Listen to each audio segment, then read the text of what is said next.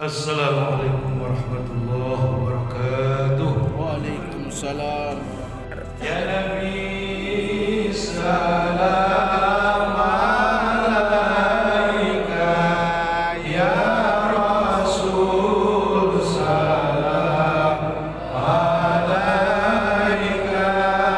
ya Habib salam alaika, salawatullah alaika, asyrafal majruh alaika, fahrafat minhul quduru, misla husnik maralaina, qultu ya wajah sururi, Allah ya Nabi salam alaika,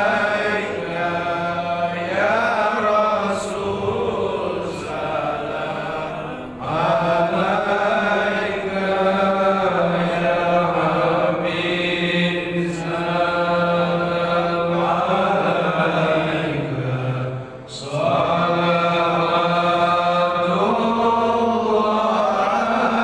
alaika, anta syamsun anta badrun anta nurun fawqa nuri, anta iksirun anta misbah sururi, Allah ya Nabi salam alaika, ya Rasul salam alaika, ya Habib salam alaika,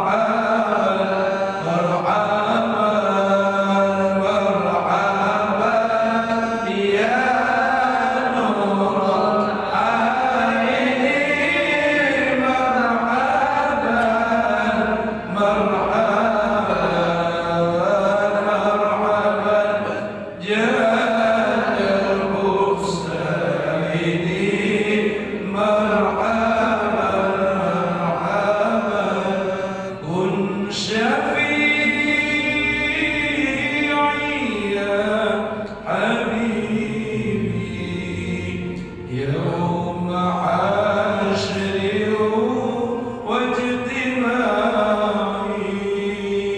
صلى الله على محمد،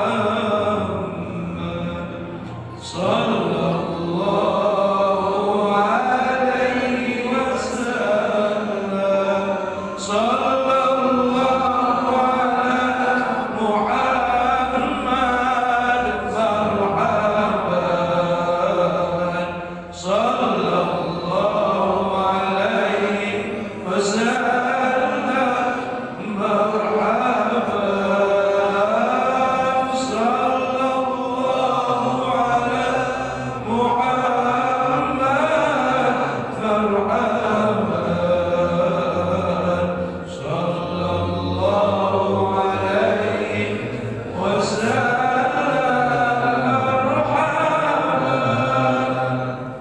اللهم صل وسلم وبارك عليه. سبحان المنفس عن كل مديون، سبحان المفرج عن كل محزون، سبحان من جعل خزائنه بين الكاف والنون، سبحانه إذا قضى أمرا فإنما يقول له كن فيكون. اللهم صل وسلم وبارك على سيدنا وحبيبنا وشفيعنا وقرة أعيننا ومولانا محمد صلى الله عليه وسلم الدر الأزهار والياقوت الأحمر والنور الأزهر وسر الله الأكبر وعلى آله وأصحابه وأزواجه وذريته وأهل بيته الكرام من يومنا هذا إلى يوم المحشر. أما بعد، أعوذ بالله من الشيطان الرجيم. بسم الله الرحمن الرحيم. ياسين والقرآن الحكيم إنك لمن المرسلين على صراط مستقيم تنزيل العزيز الرحيم لتنذر قوما ما أنذر آباؤهم فهم غافلون لقد حق القول على أكثرهم فهم لا يؤمنون إنا جعلنا في أعناقهم أغلالا فهي إلى الأذقان فهم مقمحون وجعلنا من بين أيديهم سدا ومن خلفهم سدا فأغشيناهم فهم لا يبصرون وسواء عليهم أنذرتهم أم لم تنذرهم لا يؤمنون إنما تنذر من اتبع الذكر وخشي الرحمن بالغيب فبشره بمغفرة وأجر كريم. صدق الله العظيم. Para bapak-bapak dan saudara-saudara, kita sekarang memasuki ayat yang ke-11, yaitu innama tunziru man ittaba'a dzikra wa khasyiyar rahmana bil ghaib fabashshirhu bi maghfiratin wa ajrin karim. Nah, ini ayat diturunkan oleh Allah, diperuntukkan untuk orang-orang yang beriman kepada Nabi Muhammad, termasuk kita. Apa kata Allah? Innama tunziru manittaba'al dzikra. Sesungguhnya engkau Muhammad memberi peringatan kepada orang-orang yang mau mengikuti peringatan. Wa khasyiyar rahmana bil ghaib, dan orang-orang yang takut kepada yang maha pengasih. Ar-Rahman itu nama Allah Subhanahu. Di sini tidak disebut wa khasyiyallah, tapi disebut wa khasyiyar rahman. Sebab Allah memiliki 99 nama yang dizahirkan, ya, yang disebut Asmaul Husna. Jadi ketika kita nyebut ya Rahman, berarti kita sedang menyebut nama Allah. Ya Rahim, ya Malik, ya Kudus, ya Salam, ya Mukmin, ya Muhaimin, ya Aziz, dan seterusnya. Wa khasyiyar Rahman, dan orang yang merasa takut kepada yang maha pengasih, yaitu Allah Subhanahu wa ta'ala. Bil ghaib, pada perkara-perkara yang gaib. Apa itu yang gaib? Mati. Mati gaib ya Pak? Mati gaib enggak? Gaib. Waktunya enggak ada yang tahu.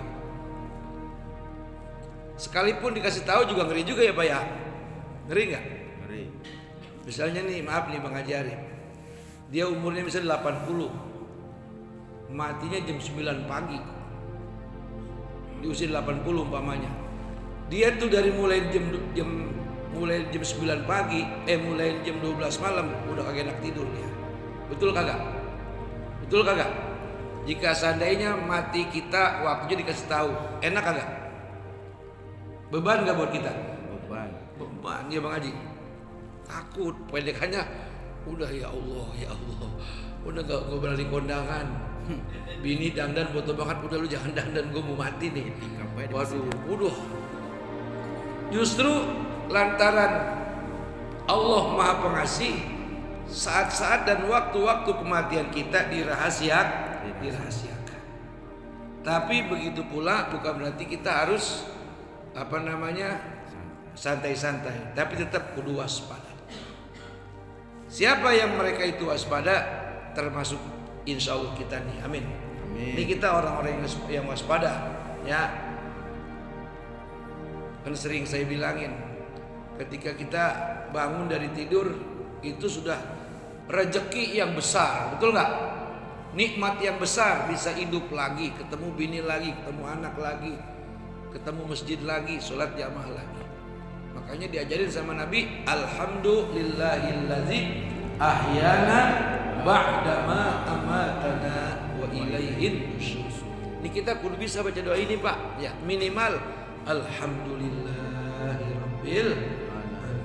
Apalagi terus itu sunnah membaca alhamdulillahillazi ahyana ba'dama amatana wa ilaihin nusyur.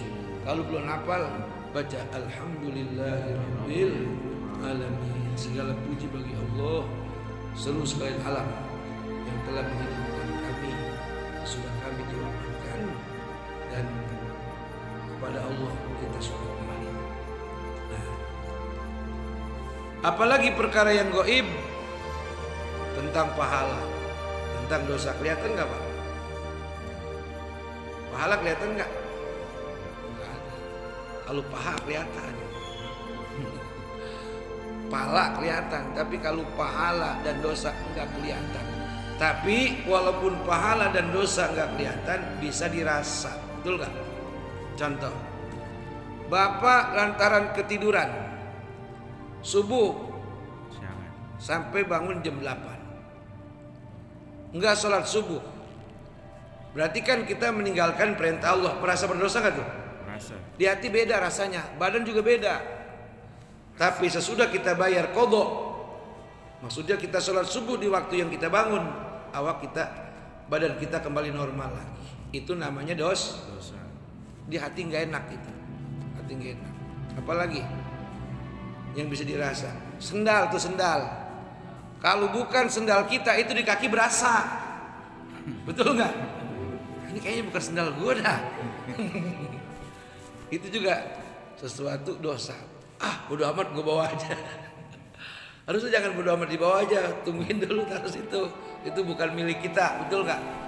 Gitu tuh. Jadi nggak kelihatan pahala, nggak kelihatan dosa, tapi bisa diras. Sebaliknya pahala. Sebelum Bapak sedekah kepada yatim, sebelum kita membantu saudara kita yang susah, hati kita ada rasa beban, berat rasanya.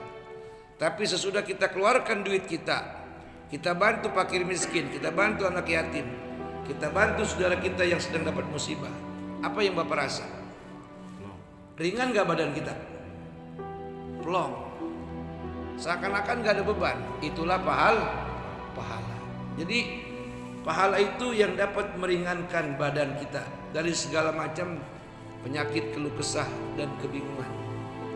Dan dosa itu yang dapat memberatkan daripada perasaan yang tidak nyaman, hati yang tidak enak, kemudian badan juga terasa berat. Begitulah sesuatu perkara yang gaib. Pahala tidak kelihatan memang, dosa tidak kelihatan memang, tapi bisa dirasa. Makanya berbahagialah kita semua yang setiap waktu subuh kita sengaja berusaha untuk melawan daripada penghalang setan untuk tidak kita bisa melakukan sholat subuh. Semua kita lawan sehingga kita bisa terlepas daripada genggaman setan, penghalang setan, sehingga kita bisa sholat subuh berjamaah. Alhamdulillah. lillahi rabbil alamin. Jadi sesungguhnya engkau Muhammad, sesungguhnya engkau ketua DKM, sesungguhnya engkau para ustadz, sesungguhnya engkau para orang tua. Ini kalau kita kias lebih luas lagi, adalah tugas memberi peringatan. Ya, jika orang yang kamu beri peringatan mereka mengikuti, kemudian ada rasa takut dia kepada Allah Subhanahu wa taala, sehingga rasa takutnya terus mengarah kepada hal-hal yang gaib. Dia takut kalau mati enggak husnul khotimah. Dia takut banyak membawa beban dosa. Dia takut kalau mati masuk ke alam kubur enggak bisa menjawab pertanyaan malaikat Munkar dan Nakir. Dia takut dengan azab kubur. Dia takut dihisab banyak dosanya. Dia takut tidak bisa berjembat di atas sirat. Itu kan perkara yang gaib semua. Ya.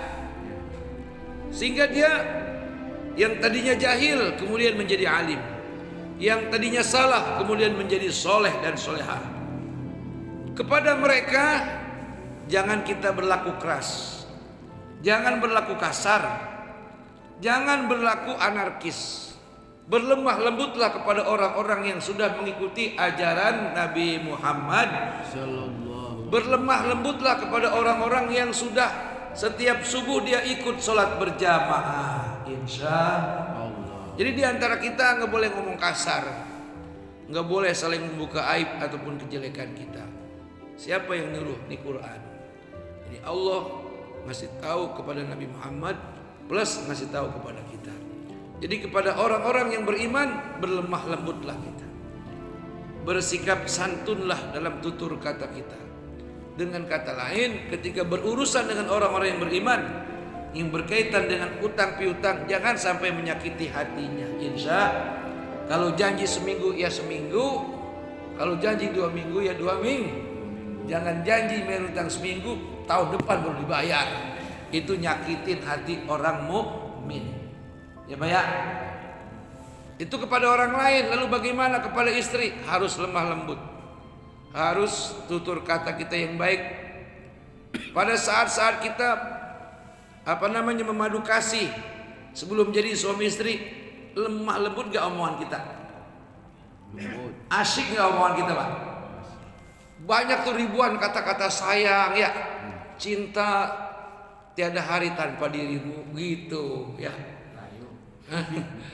Itu diulang lagi.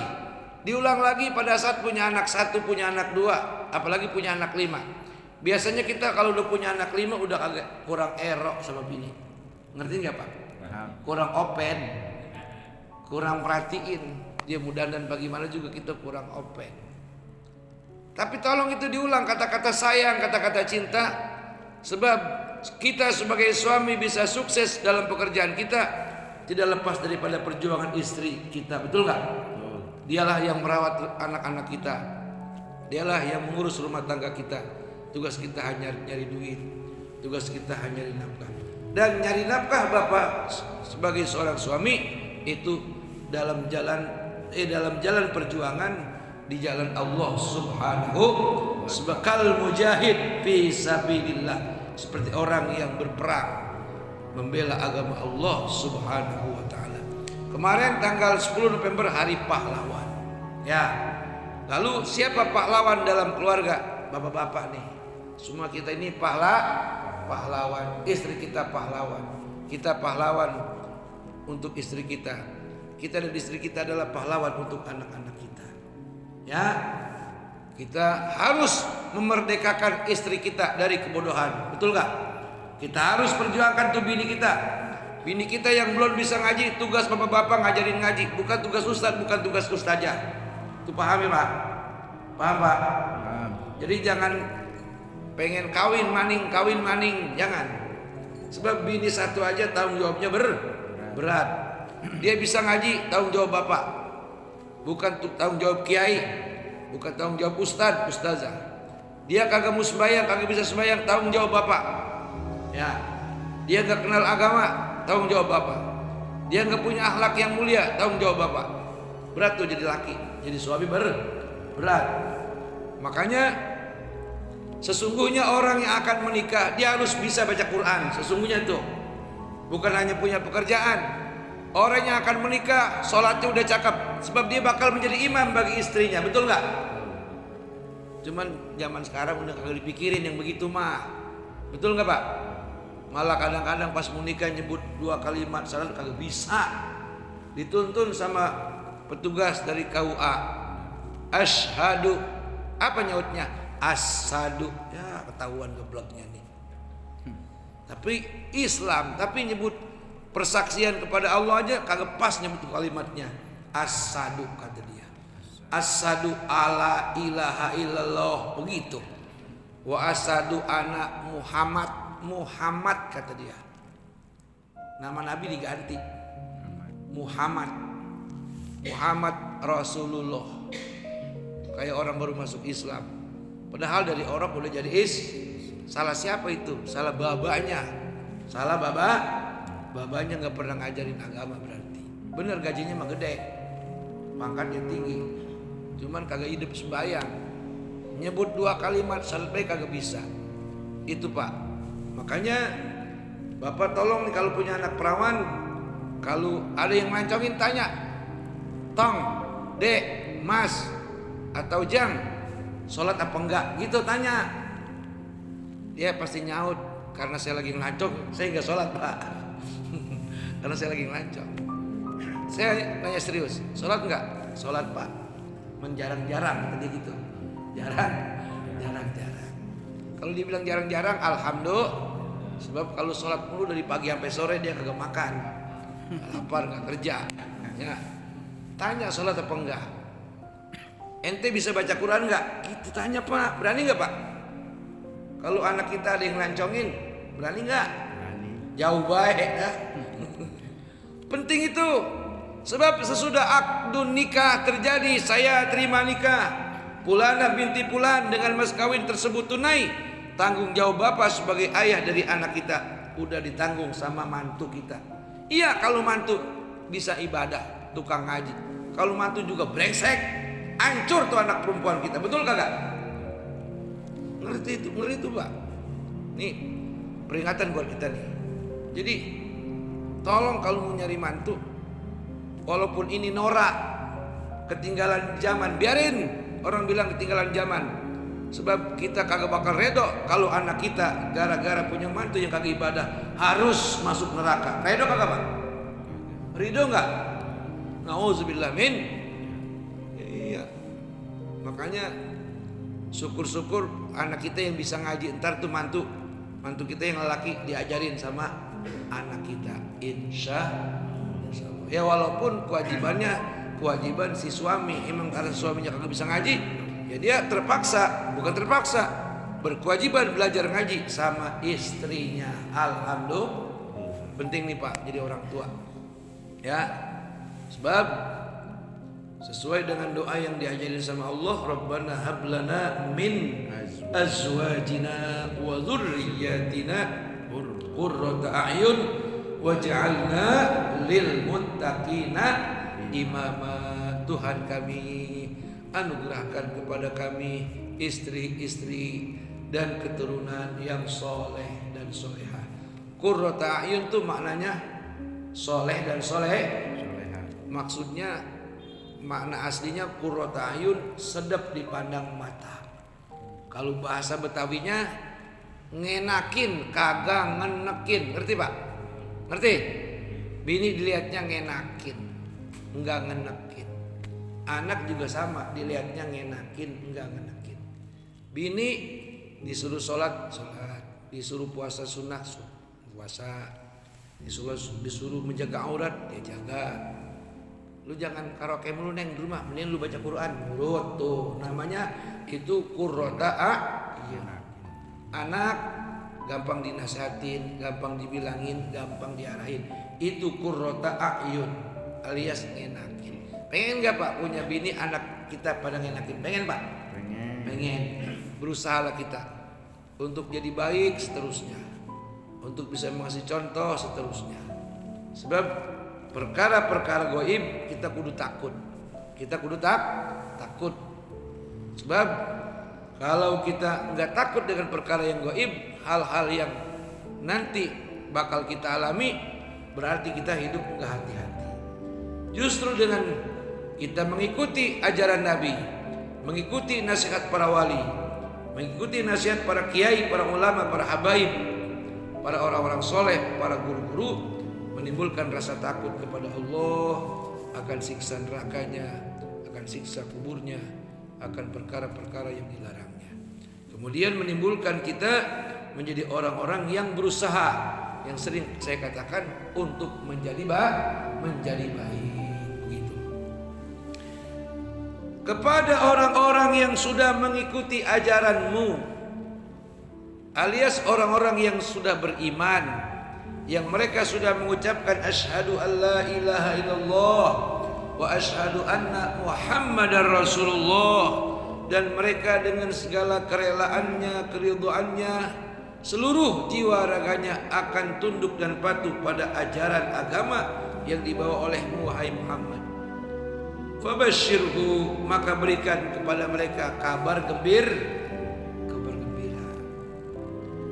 Bimagfiratin, apa kabar gembiranya? Tentang ampunan yang diberikan kepada mereka semua.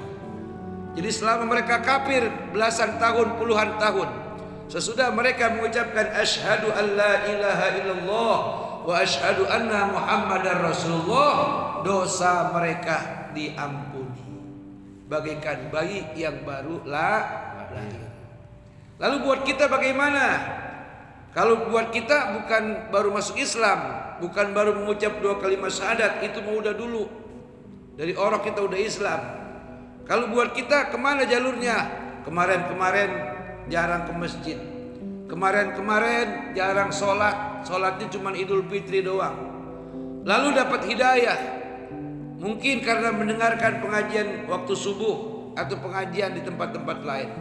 Sehingga berubah 180 derajat. Jadi dari jahiliyah kepada hidup penuh dengan taat kepada Allah, dengan taubatan nasuh. Orang yang seperti ini kata Nabi, at-taibuna minadz-dzambi kama la dzambala. Orang yang bertaubat daripada segala dosanya, terutama daripada dosa-dosa besarnya.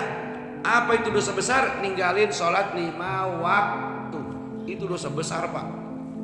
Makanya kalau kita terlupa atau terlalaikan mengerjakannya, wajib diqadha,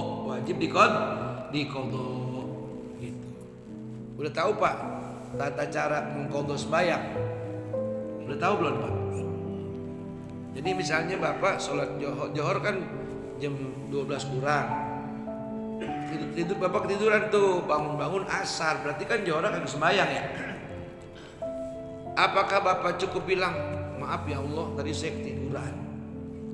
Belum kebayar tuh. Bayar sesudah minta maaf kepada Allah, bayar. Kapan bayarnya? Di waktu sebelum asar atau sesudah bebas. Kalau mengqadha waktu sembahyang walaupun sesudah sholat asar enggak boleh sembahyang, itu enggak boleh sembahyang tapi sembahyang qadha boleh, kagak diharamin. Bagaimana niatnya qadha sembahyang asar? Usolli fardhul asri qadhaan lillahi ta'ala Allahu akbar. Jadi bukan adaan lagi. Ya, paham Pak? Paham Pak? Bisa enggak? Insyaallah. Meninggalkan sholat subuh sengaja ataupun lalai wajib dibayar. Jam 6 bayarnya. Pas kita ingat tuh, jam 7 baru ingat.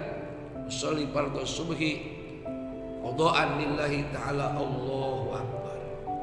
Johor juga sama, usolli fardhu zuhri arba'a raka'atin qadhaan lillahi ta'ala Allahu akbar. Terus apa lagi? Asar macet di jalanan Pak. Ya, mau keluar kanan kiri mobil mulu. Ya kan? Waktu maghrib udah masuk, kita ancang-ancang nyampe di sini jam 5 kan masih ada asar tuh. Tahu-tahu maghrib, asar kelewat. Udah kita niat dalam hati ntar mengqadha sholat asar di waktu maghrib. Boleh. Jadi sholat maghrib dulu, habis sholat maghrib sembahyang qadha asar. Jadi mengerjakan sembahyang qadha itu di waktu kapanpun tidak dilarang. Ya, kenapa kita melaksanakan sholat qadha maghrib, qadha asar di waktu maghrib, karena kita tahu dan ingat tadi asar kagak sembahyang, betul nggak? Jangan dibayar di waktu asar kalau umur nyampe, kalau kagak, betul.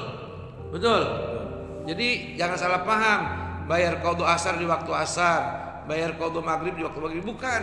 Jadi membayar qadha sembahyang yang terlalaikan atau terlupakan karena sesuatu, dibayarnya, dikerjainnya ketika ingat. Jadi ketika ingat buru-buru kita kerjain sholat yang kita tinggal. Paham ya Pak ya? Coba sama-sama niat sholat qadha. Sekarang sholatnya sholat apa dulu? Subuh dah, subuh. Usolli fardhu subhi qadhaan lillahi ta'ala Allahu akbar. Ini secara singkat. Jadi subuh emang 2 rakaat, nggak usah disebut 2 rakaatnya. Nah, ini ilmu yang tinggi nih, pakai ilmu tinggi nih. Iya. Jadi subuh emang 2 rakaat, Allah udah tahu nggak disebut 2 rakaatnya. Jadi yang perlu disebut, ya kan, yang perlu disebut nama sembayangnya, yang perlu disebut keparduannya. Apa itu? Usolli fardhos subhi qadhaan lillahi ta'ala. Gitu ya. Jadi qasad ta'rud ta'in. Itu disebut tuh. Sekarang Johor.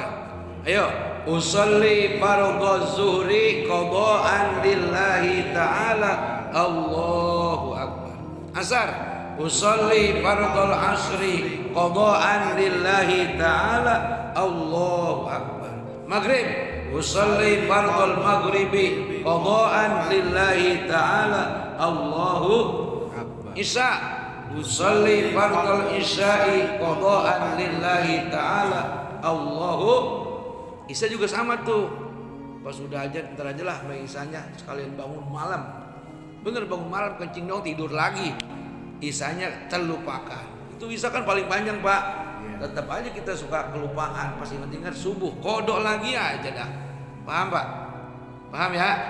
Tapi walaupun begitu, kita kalau terlupa daripada sholat yang fardu terlalaikan, yang penting kita bayar. Kalau sudah kita bayar, kagak dihukumin dosa, dimaafin sama Allah Subhanahu. Jadi begitulah kemudahan beragama. Ya, kemudahan beragama kita sudah difasilitasi oleh Allah lantaran Allah cinta dan sayang kepada kekasihnya Nabi Muhammad, sehingga berkahnya kita dapat tuh, berkahnya kita dapat.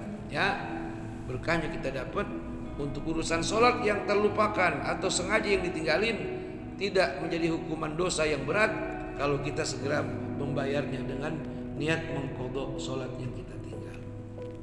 Nah, hadirin para jamaah yang dirahmati Allah Subhanahu wa taala. Kemudian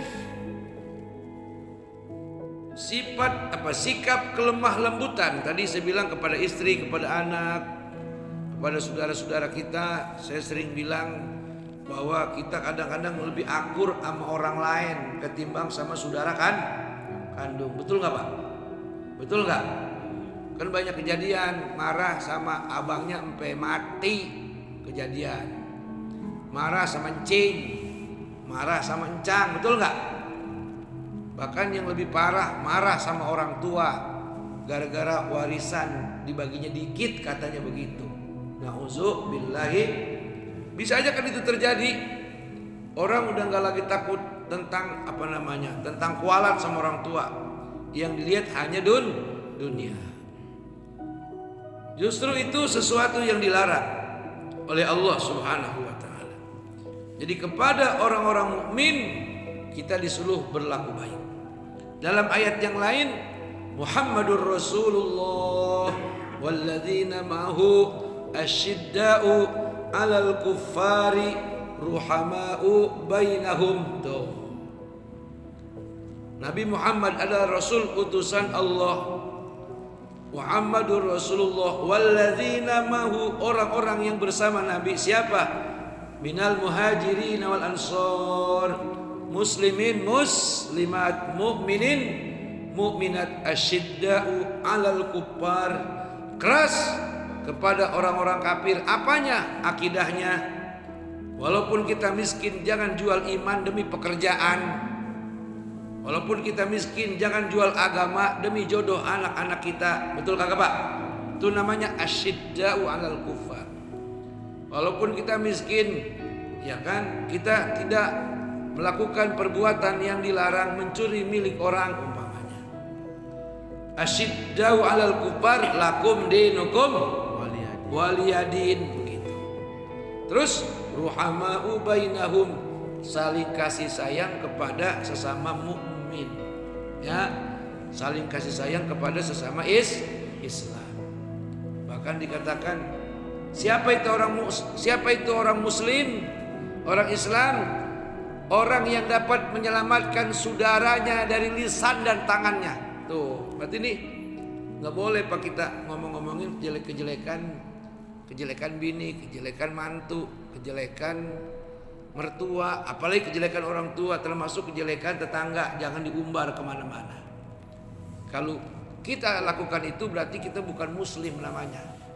Sebab yang dikatakan muslim, dia bisa nyelamatin saudaranya, keluarganya, orang lain dari lidahnya dan dari tangannya. Apa dari tangan nih? Nabok, ya, nampar atau mengambil haknya. Itu jangan kita lakukan. Kemudian siapa itu orang mukmin? Orang yang siapapun yang ada dekat dia atau bersamanya, dia akan merasa aman, nyaman. Jangan jadi orang mukmin jadi biang kerok. Tahu biang kerok Pak? Lu pergi sama siapa? Sama dia. Terus habis duit gua. Sebab temen yang diajak teman rese.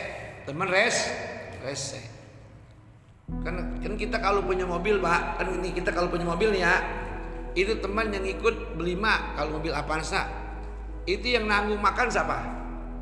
Kita yang punya mobil, betul nggak? Curang gitu dia. Curang nggak Pak? Dikata curang ya, kagak juga emang kita yang ngajak. Makanya tiap punya mobil berarti bos, betul nggak? Padahal mah blangsak, padahal mah. Itu ngapa begitu ya Pak ya? Kan kalau punya motor mah kadang-kadang jajan masing-masing atau gantian. Tapi kalau punya mobil itu dia mah kagak tahu yang kita ajak tuh. Ya kadang-kadang kita mampir di warung makan, kita mau makan pakai tempe, dia ayam goreng. Disangka diri kita lagi banyak, padahal lagi pis-pisan. Emang begitu kali ya.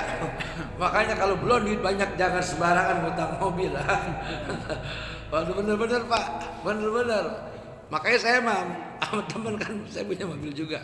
Saya dipesan, lu kalau ngikut gua, lu lihat gua makan kalau mampir di warung nasi gua makan pakai apa, lu ikutin gua. Kalau kali gitu itu kita ketempuan, kalau bisa tinggal KTP. Betul kagak? Yang mendingan per-peran aja.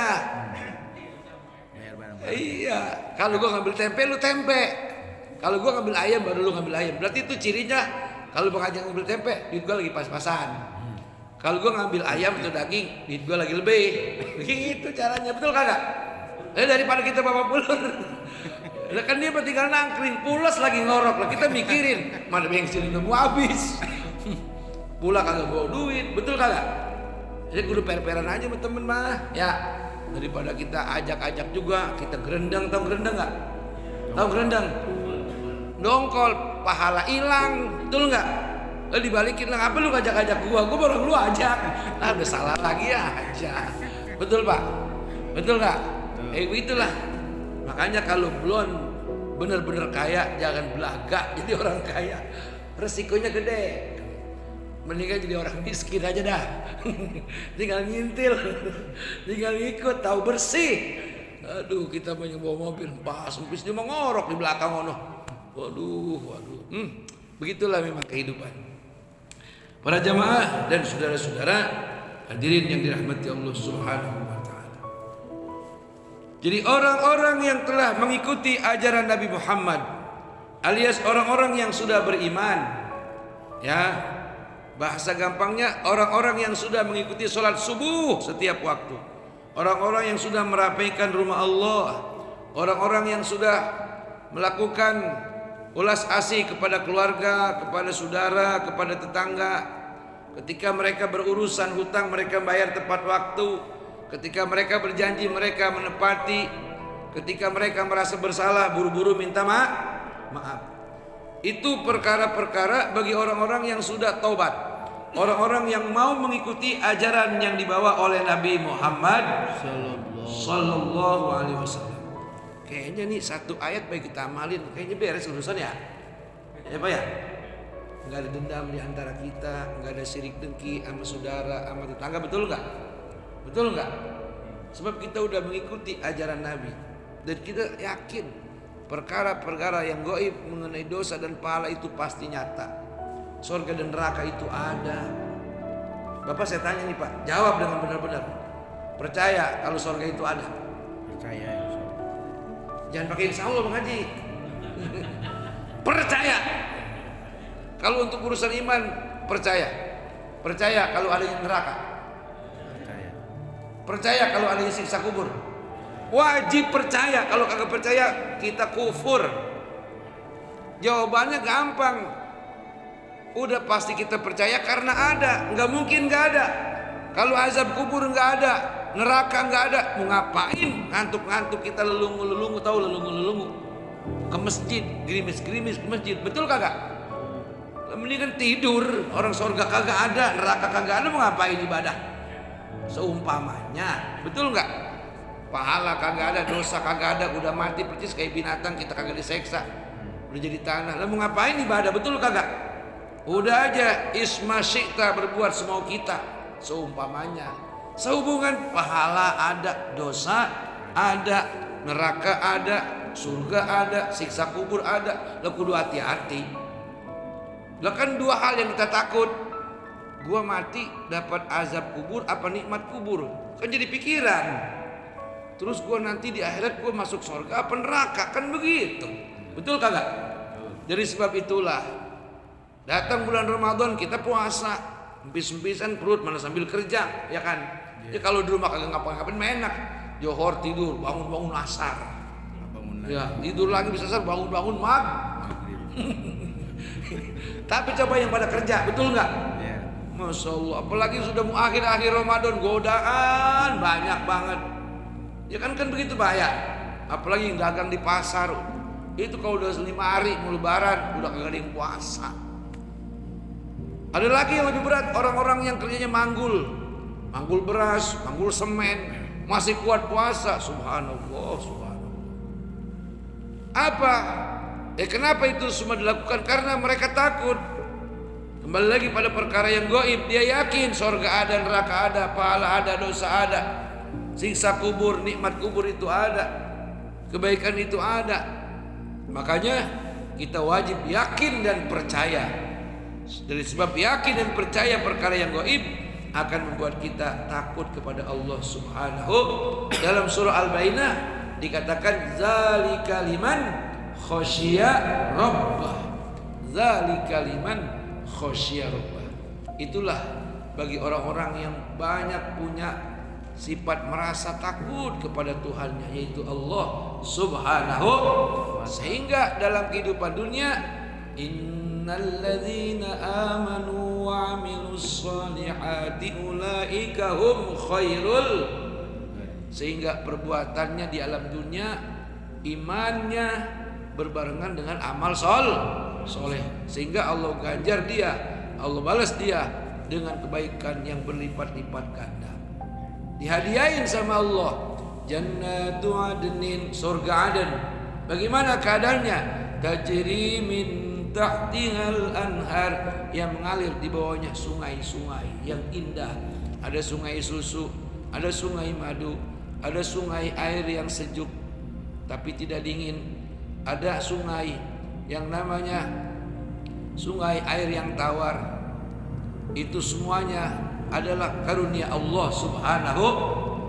Jadi nanti di surga Pak ada lagi sungai arak tuh, ada sungai arak. Jadi di dunia kita kagak boleh mabok, jangan minum topi miring, jangan minum alkohol anggur merah, jangan minum apa lagi, whisky, bir, jangan. Di akhirat udah disediain sungai arak, mandi tuh situ, minum sekalian, kagak mabok, tapi nikmat biasa, play gitu kayak orang mabok. tapi ingatnya ke Allah Subhanahu. Udah Pak, nang, nanti di sono sama-sama kita mabok. Nah iya, maboknya mabok Allah, betul kagak? Kenapa di sini dilarang? Zina dilarang. Sudah aku siapin bidadari yang cantik-cantik buat kamu, yang sekali pakai perawan lagi, dipakai lagi perawan lagi, kagak bunting, kagak beranak, kagak menstruasi. Mantep kagak tuh? Mantep kagak Pak?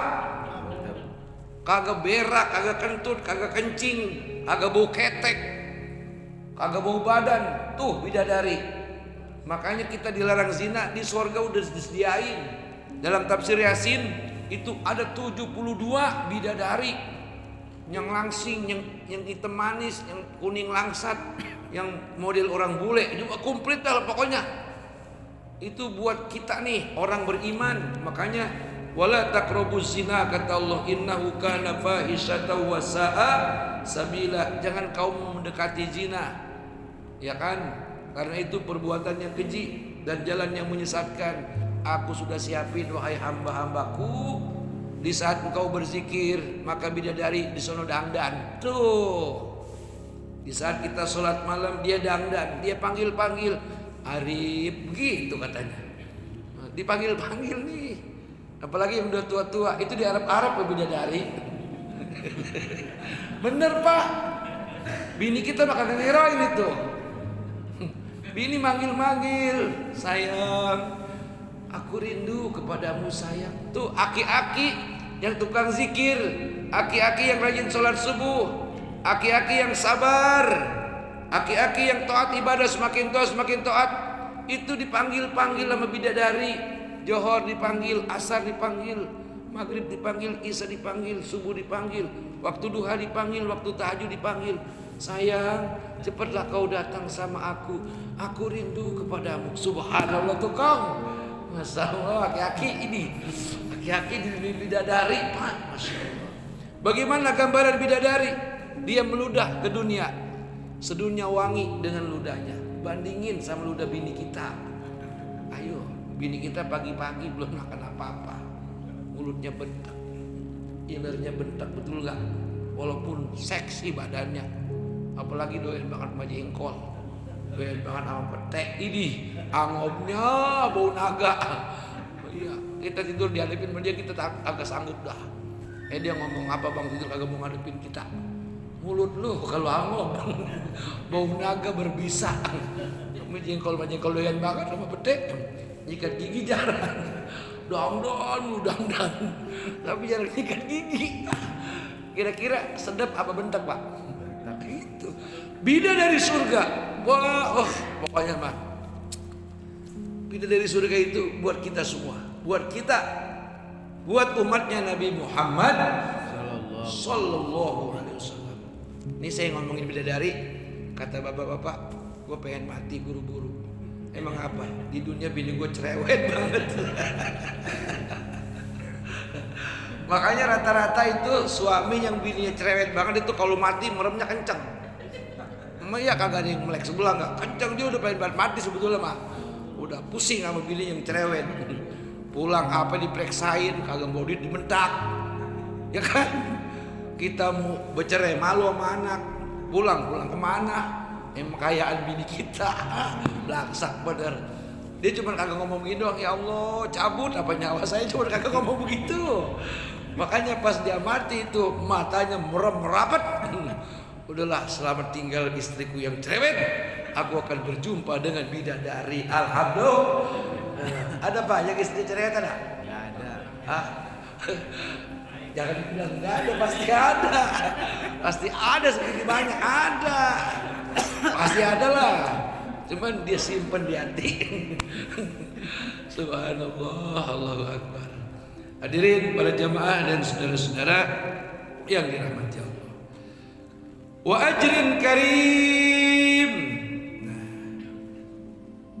Jadi orang-orang yang sudah mengikuti ajaran Nabi Muhammad, dengan kata lain orang-orang yang sudah mau melaksanakan perintah Allah, yang sudah menjalankan perintah sholat 5 waktu, puasa Ramadan, ya, perintah-perintah yang wajib maupun yang sunnah, bahasa gampangnya, Buat mereka jangan lagi dibikin kesel, jangan lagi dibikin sewot, jangan lagi dibikin menangis.